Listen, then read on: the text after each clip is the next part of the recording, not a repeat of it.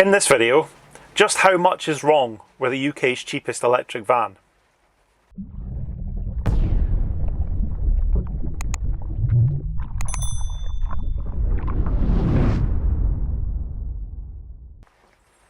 Now if you watched my last video, you'll know that I've bought what I think is the cheapest electric van in the UK. This 2013 Renault Kangoo ZE that I'm sat in at the moment. And quite a few of you have commented on that video saying, oh, what's wrong with it? You know, it seems pretty cheap, seems a lot cheaper than they tend to go for. What's the catch? And, you know, I can't blame you really. It does seem to be pretty cheap. Most of these that are for sale today are roughly twice what I paid for this. You know, 5-6 grand would be the kind of going rate for one of these in reasonable condition. And this one is, you know, it's in fair condition on the body. There's a little dent in the back door, but apart from that, it's fairly clean and tidy. So what's the catch? Now, apart from the fact that some seagulls seem to have taken a dislike to it, if you can see in the window here, it's we've had some competitive seagulls going after it in the night. It runs and drives. It seems fairly good. You know, it'll do 50-55 miles to a charge, maybe a little bit on the low side, although it's not exactly been roasting hot the past couple of weeks. I didn't use it when we had the sort of unusually hot end of March weather. Most of the time it's been a little bit cold, a little bit rainy, a little bit horrible, a little bit like today.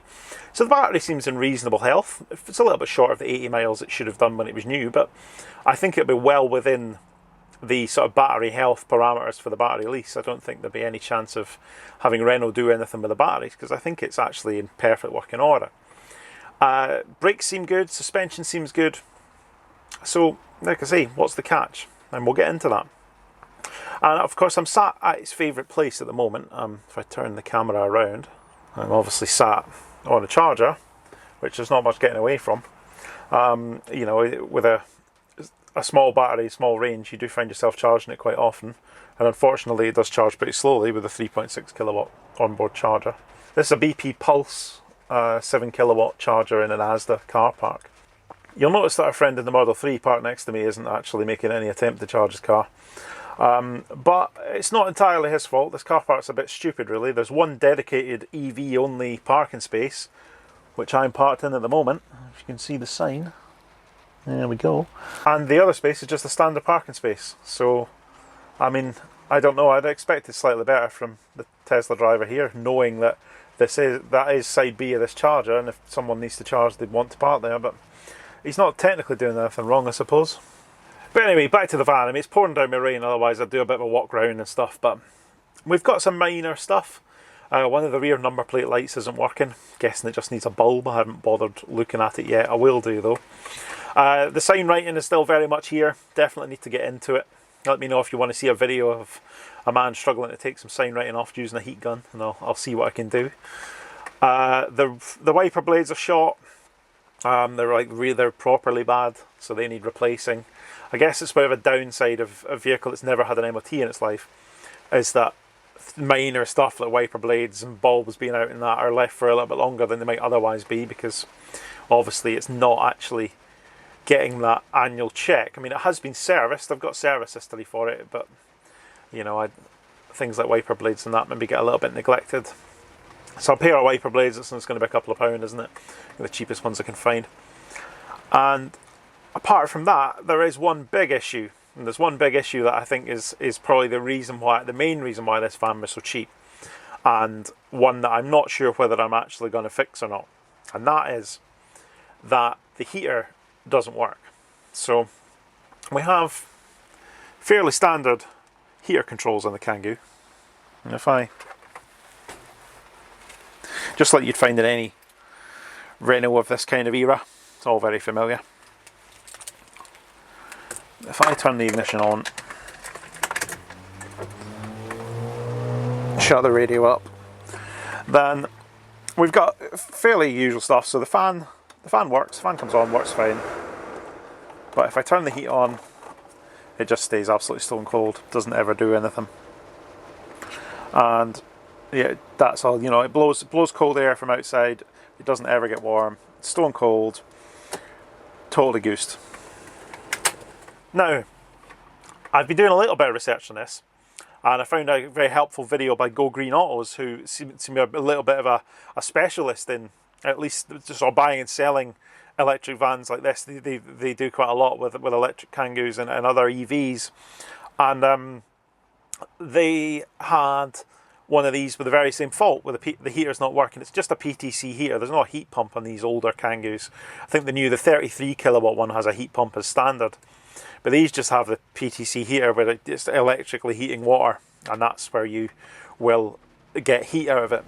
Like a lot of EVs, so my MG ZS EV has a PTC heater as well. It doesn't have a heat pump. The problem is they seem to be a little bit of a poor design on these early Renaults, and I think they use the same heater on the Zoe and on the Nissan Leaf as well. On early Leafs, so see, newer ones tend to have heat pumps, or higher spec newer ones have heat pumps. And these PTC heaters do fail, and the symptoms will be that you have no heat. And they do seem to be pretty expensive. It certainly seems to be a 4-figure repair bill to replace that. I don't know if anybody out there is refurbishing them. I don't know if it's possible to actually send it off for repair and have someone repair it, because I don't really fancy buying an expensive replacement part for this just to get the heater working. Although you go out when it's sort of 5 degrees or lower outside, and you certainly feel it. You get cold pretty quickly driving along without the heater on. And that's what I've never really understood with people, with like early Leafs or with stuff like this, or any low range small battery EV. They talk about how they drive without the heater on to save range, and it's freezing cold. It really is. It'll be fine in the summer. You'll barely notice it at all, but certainly when you're in single digits or lower, you really do need a little bit of heat there to keep yourself comfortable, and this currently doesn't have that. So I'm not sure what to do, really. Do I get it fixed? I don't know if it's worth maybe taking it to a specialist, someone like Cleveley or someone like that, to have a look and see what can be done. The previous owner did mention that they had made some kind of attempt to fix it in the past, and it indicated that they'd fitted a second-hand heater unit to it and it didn't solve the problem. So I don't know if maybe there's something a little bit more wrong with it. But that's definitely the biggest issue that this vehicle has, and it's probably the main sort of headline grabbing. This is the reason why this vehicle was thousands of pounds cheaper than it should have been, because it's going to cost thousands of pounds to fix if you're bothered about fixing it. Certainly, for me, it only does local running around and stuff. It's a bit of a pain if it steams up, when it's damp and horrible, it steams up. Bit of a pain not having the heater to be able to do something about that. But we'll see. I'm not sure. I mean, part of me thinks I could just get one of those 80 quid diesel night heaters from eBay and lob that in here, but that sort of defeats the whole zero emissions thing if you're going to use diesel to run a heater. A diesel heater was actually an option on these, which I think is one of the reasons it still has a fuel cap. So it's got a fuel filler flap like it would have had if it was a diesel Kangoo. And I believe that a diesel night heater is an option on the Kangoo ZE, and that would be where you'd fill up the diesel for that, is where you'd fill up the diesel for the engine on a diesel Kangoo. I thought it was bizarre. So in this one, when you open the flap, there's just like a blanking plate in there, a little bit like this air conditioning button here, which is blank because this vehicle doesn't have air conditioning, so you've just got a blank thing here. It's a little bit like that when you open the fuel filler cap. You've got like a blanking plate. It's like the world's biggest blanking plate. The only bigger one I've ever seen is on I've got a base model 2017 Dacia Duster, and it doesn't come with a radio as standard, and it's got a big blanking plate where a double din size radio would go. So yeah, the underneath the fuel filler flap on this is a sort of similar story, but it's a sea of black plastic. But yeah, the heater, I don't know. Fitting a diesel heater would be the cheap option, but I don't think that's right. It's not the right thing to do, and it definitely negates the whole zero emissions thing if you're going to burn diesel to keep yourself warm. So let me know what you think. What would you do? How would you fix it? Now, there is another sort of issue I'm keeping an eye on, and that relates to charging. So I'm plugged into this BP Pulse post at the moment because I'm actually wanting to see what happens. I've tried it on, you saw in my last video with this van, I was charging it at Pod Point at Tesco. And it was charging and it was okay, but what I find is actually after half an hour, 40 minutes, it cuts off and stops charging. And the green light on the Pod Point post just flashes, which means it's connected, but it's not charging. And it's not to do with not confirming the charge in the app, because I can see the charge history in the app, and it delivers a certain amount of power and it stops. And it's strange because I've charged it at home using my Omi wall charger which is how I charge all my EVs at home, and it was absolutely fine. Charged overnight on the Octopus Go rate, and fully charged, no problem at all, didn't cut off. Which makes me wonder, is it an incompatibility with Pod Point? Unlikely, I would have thought. These vehicles have been around for a long time now. Pod Point have been around for a long time. They're not new to the game. I wouldn't have thought there'd be an inherent incompatibility between the Kangoo ZE and Pod Point's destination chargers. Is it the cable that came supplied with the car, which is the one I'm using at the moment? It's a little bit old. The rubber bungs are both broken off that protect the ends of the cables. It looks in good condition. There's no damage to the cable. There's no damage to the plugs. It looks fine.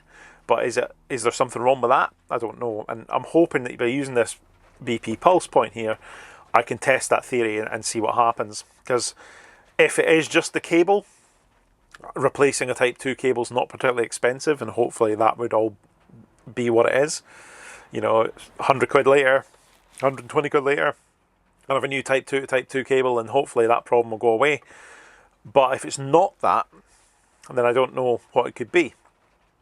It would seem very strange to me that it would charge fine at home using a 7 kilowatt charger, which obviously it only charges at 3.6 because of the onboard charger in this car.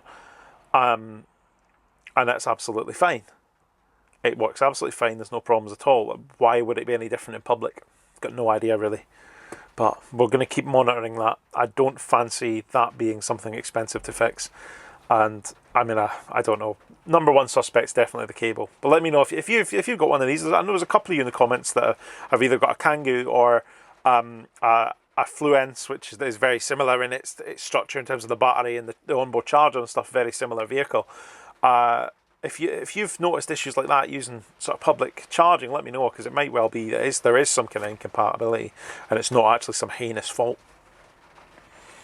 But there we go. That's pretty much everything that's wrong with my UK's cheapest electric van, this 2013 Kangoo ZE. Some minor stuff, some bulbs, some wiper blades, you know, meh, whatever. Could do with a wheel trim as well, I forgot about that. There's a wheel trim missing. But the heater's broken, that's probably going to be expensive, and it has an as of yet undiagnosed possible charging issue. I'm going to bury my head in the sand on that one, I think. I don't want to worry too much about it. And like I say, hopefully a new cable is all it's going to need. But thanks for watching. Let me know in the comments what you think. Let me know if there's anything else you want to see from this van. And I'll see you next time.